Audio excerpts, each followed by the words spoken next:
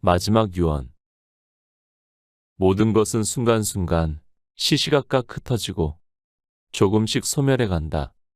그러니 이 순간을 헛되이 보내지 말고 게으름 없이 정진하도록 하라.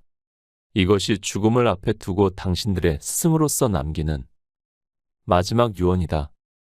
화를 내면 안 되는 진짜 이유. 당신이 가까운 친구나 지인을 저녁 식사에 초대해서 손수 음식을 만들어 접대하려고 했다. 그런데 공교롭게도 그들은 볼 일이 있다며 모두 금세 돌아가 버렸다. 테이블 위에는 접시에 담겨진 요리가 손도 대지 않은 채로 잔뜩 남아있다. 당신은 모두가 돌아간 후에 홀로 남아 외롭게 음식을 먹게 되었다. 이와 같이 누군가가 당신을 분노하게 만들거나 공격해온다면 이는 분노라는 독이 풍성하게 담긴 요리를 차려 당신을 저녁 식사에 초대한 것과 같다. 만약 당신이 냉정함을 잃지 않고 끝까지 화를 참아낸다면 분노라는 이름의 요리를 먹지 않고 돌아갈 수 있을 것이다.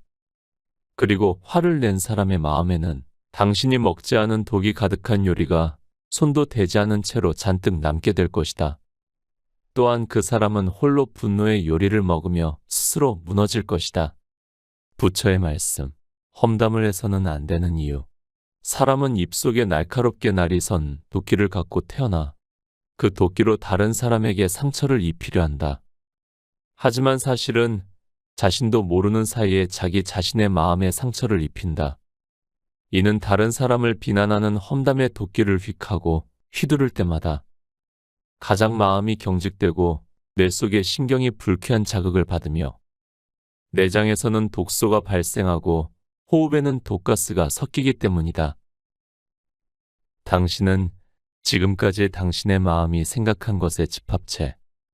당신이라는 존재는 과거에 무엇을 생각했느냐에 따라 그 생각과 느낀 내용들이 하나하나 마음에 축적된 결과로서 지금 여기에 있는 것이다. 즉 당신이란 이제까지 당신의 마음이 생각한 것들의 집합체이다. 당신이 나쁜 것을 생각하면 나쁜 업이 마음에 새겨지고 그만큼의 나쁜 상태로 변해간다. 당신이 선한 것을 생각하면 긍정의 업이 마음에 새겨져서 그만큼의 온화한 상태로 변해간다. 상냥하고 긍정적인 마음으로 말하고 행동하면 반드시 평온함이 따를 것이다. 마치 그림자가 항상 당신 뒤를 따르는 것처럼 나 이외의 어느 누구도 나를 상처 입히지 않는다. 당신을 싫어하는 사람이 당신에게 하는 나쁜 행동. 그것은 큰 일이 아니다. 당신을 싫어하는 사람이 당신에게 하는 집요한 괴롭힘. 그것은 큰 일이 아니다. 분노로 뒤틀린 당신의 마음은 그보다도 훨씬 더 많이 당신에게 해롭기 때문이다. 마음 놓기에 대해서 결핍감은 끊임없이 커진다. 자신의 내면을 바라보는 일을 소홀히 하면 어느새 당신의 마음에는 결핍감이라는 블랙홀이 생기고 원해 부족해 좀 더와 같이 갈망하며 발버둥치게 만드는 가래가 생긴다. 당신의 마음은 여기저기로 흩어지고 빙글빙글 윤회하여 죽어서조차 마음을 편히 할 수 없다. 쇠사슬보다도 강하게 우리를 속박하는 것. 아무리 당신이 쇠사슬에 묶여 있어도 나무로 된 도구에 구속당해도 이런 것들은 강력한 속박이 아니다. 자신이 번 돈에 대한 집착이나 자꾸만 사들여서 늘어가는 물건에 대한 집착이나 내 자식은 이렇게 돼야 해, 이렇게 하면 안 되라는 지배욕에 대한 집착. 지혜로운 자는 이런 끝없는 집착이야말로 강력한 속박이라는 것을 한눈에 알아본다. 이런 속박은 느슨해 보일 수 있지만 사실은 매우 빡빡하고 질기게 꽁꽁 휘감겨 있어서 벗어나기가 너무나도 어렵다. 이런 속박을 단숨에 잘라버리면 이렇게 하고 싶다, 저렇게 하고 싶다며 갈구하는 것으로부터 자유로워질 것이다. 자기 마음의 주인이 되어라. 당신 마음의 노예가 아니라 당신 마음의 주인이기를. 당신이야말로 당신 자신이 마지막으로 기댈 곳이다. 자신 이외의 어느 것에도 의지하지 말고 자신의 마음을 다스려라. 마치 정성스럽게 망아지를 길들이는 것처럼 행동과 말과 생각은 업이 된다. 부정적인 행동이나 부정적인 말, 부정적인 생각을 할 거라면 차라리 아무것도 행하지 말고 아무것도 말하지 말고 아무것도 생각하지 않는 편이 낫다.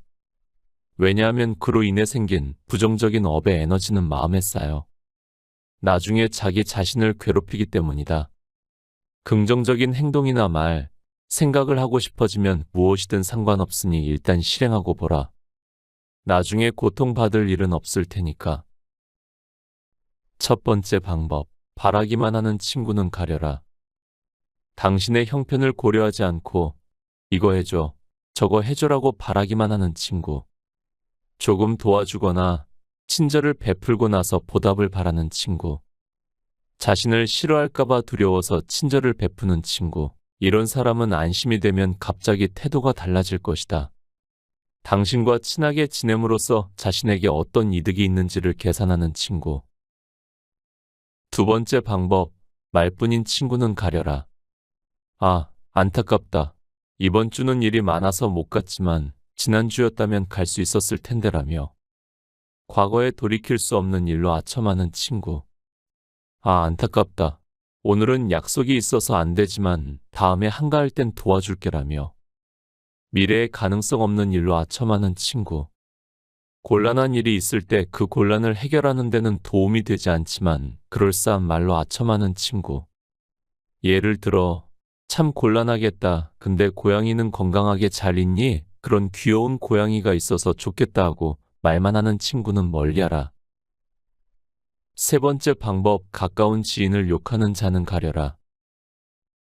어머니, 아버지, 형제자매, 배우자, 이런 소중한 가족과 친지들에게 무례하게 행동하거나 상처가 되는 말을 하고 괴롭히는 사람은 아무리 겉으로 좋은 사람인 척 연기하고 회사나 학교에서 친절한 척해도 저급한 사람이라는 걸 알아두고 그들과 어울리지 않도록 해야 한다. 네 번째 방법, 말만 앞서고 아무것도 행하지 않는 자를 가려라. 염치 좋게 넌 친구야 라고 입에 발린 말을 하면서도 어떤 일을 부탁받았을 때 아, 지금은 너구리를 기르느라 바빠서 라는 식의 이유로 행하지 않는 사람은 사실은 친구가 아니었군이라고 생각하며 멀리하라. 부처는 이런 말과 함께 혼자 있는 시간을 권유했다. 성격이 나쁜 친구와 있을 바엔 혼자서 걷는다. 아무리 뛰어난 장인이 만든 빛나는 팔찌라도 한쪽 팔에 두 개나 차고 있으면 서로 부딪혀서 짤랑짤랑 소리를 내고 시끄러울 것이다. 이는 성격이 나빠서 자신과 어울리지 않는 친구와 함께 있는 것과 유사하다. 둘의 마음은 부딪혀서 불협화음을 내고 감정을 혼란스럽게 할 것이다. 이를 안다면 차라리 혼자 걸어가는 편이 산뜻할 것이다. 마치 무소의 머리에 솟아난 하나의 뿔처럼. 죽음을 맞이하는 일. 내가 죽는 것도 자연스러운 일이다. 이미 죽음은 내 앞에 서 있다. 그러므로 당신은 내게 의존해서는 안 되고 자신을 등불 삼아 다른 무엇에도 의존하지 말고 힘차게 나아가도록 하라. 오로지 당신의 신체를 바라보고 당신의 감각을 바라보고 당신 마음을 응시하고 마음의 법칙을 응시하면서. 마지막 유언. 모든 것은 순간순간 시시각각 흩어지고 조금씩 소멸해 간다. 그러니 이 순간을 헛되이 보내지 말고 게으름 없이 정진하도록 하라. 이것이 죽음을 앞에 두고 당신들의 스승으로서 남기는 마지막 유언이다. 곁에 두고의 짧은 생각. 가끔 생각하면 뭘 위해서 이렇게까지 열심히 사나 싶습니다. 일요일 저녁만 되면 내일 출근할 생각에 맥이 빠지기 십상이죠. 그럴 때마다 저는 책을 찾습니다. 책을 읽으면 마음이 평온해집니다. 허나 한편으로 부담이 되는 건 부처의 말을 다 이해할 수 있을까라는 생각입니다. 이에 부처는 그렇게 하지 않아도 된다고 말합니다. 부처의 말을 들어봅시다. 강을 건너려고 뗏목을 만들어서 강을 건넜다. 그리고는 이 뗏목은 아주 쓸모가 있었으니 버리지 말고 짊어지고 가자라고 생각했다고 하자. 그러나 그런 짐을 떠안는다면 너무 무거워 제대로 걸을 수 없게 될 것이다. 그것이 업적이든 학력이든 경력이든 모두 이 뗏목과 같다. 내가 하는 말도 가르침도 진리조차도 그 뗏목에 지나지 않으니 당신이 나의 가르침을 다 사용했다면 미련 없이 버리고 가라. 저는 책에 담긴 그의 말에 위로를 얻었습니다. 책을 학문으로만 생각했던 저의 생각을 바꿨습니다. 책으로 그저 말 한마디에 따뜻한 위로를 받고 강렬한 용기를 얻고 평온한 고요를 얻는다면 책으로 얻을 수 있는 건 모두 얻었다고 만족하려고 합니다. 오늘 곁에 둘 단어. 버리고 가라를 마음에 새깁니다. 함께 해주셔서 감사합니다. 책, 부처의 말을 읽고